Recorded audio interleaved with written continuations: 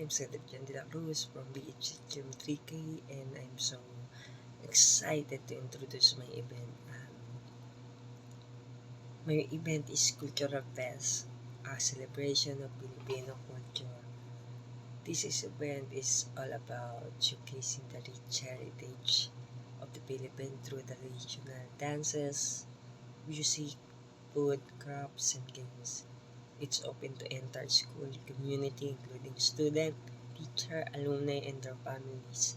The goal is to bring everyone together and celebrate the Filipino identity. My budget plan for this event is around 30K. We plan and raise 50,000 from entrance fee and booth rentals. And we expect to get 10,000 for a sponsorship. Our expenses include 7,000 for stage setup and decoration, 5,000 for traditional costume and props, and 4,000 for food ingredients, 3,000 for marketing materials, and 4,000 for prizes and tokens. This way, we can ensure that everyone has great experience while staying within budget. My financial structure for this event is the event finances will be managed by the event committee, consisting of student officer, volunteer, faculty advisor. All funds will be tracked in an Excel sheet and shared with the entire team for transparency. Any expense above 1,000 or 1,000 below will require prior approval from the faculty advisor, and all receipt will be collected for accountability. We'll conduct weekly financial review to ensure we stay on track and make adjustment if needed. Fundraising, my sponsorship plan is to raise funds. We'll organize a Filipino food tasting where attendees can buy traditional Philippine dishes, buy t-shirt or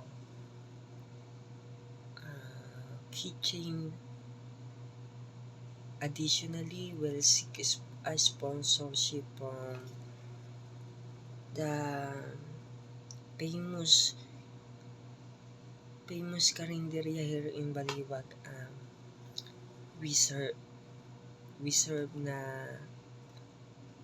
local food or cultural food, and exchange for 10,000 will feature their logo on event poster and menu, and the business will be have opportunity to promote